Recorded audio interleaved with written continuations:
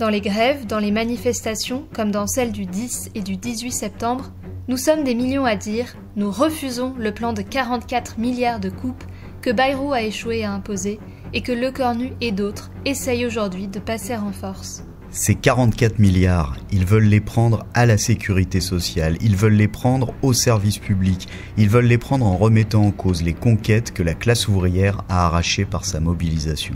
Derrière cela, il y a le sommet de l'OTAN auquel Macron et les autres chefs d'État ont accepté l'injonction de Trump de passer leur budget militaire à hauteur de 5% du PIB, pour s'engager encore plus dans la voie d'une nouvelle guerre mondiale généralisée. En France, cela signifierait faire passer le budget militaire de 50 à 150 milliards d'euros par an.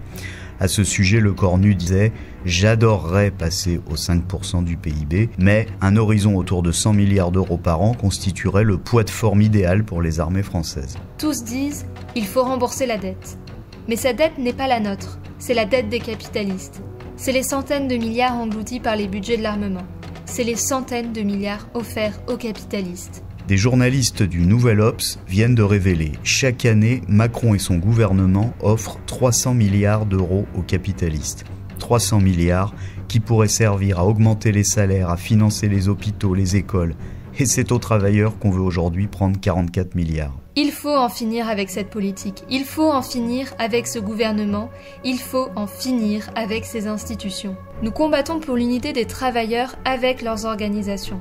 Nous combattons pour l'unité de la jeunesse avec la classe ouvrière. Nous combattons pour les aider à préparer la grève générale qui chassera Macron et les institutions antidémocratiques de la Ve République et qui ouvrira la voie à un gouvernement des travailleurs et de la démocratie. Le Parti des travailleurs vous invite à participer le 4 octobre à son meeting ouvriers et jeunes. Rendez-vous à l'espace Charenton à 14h30.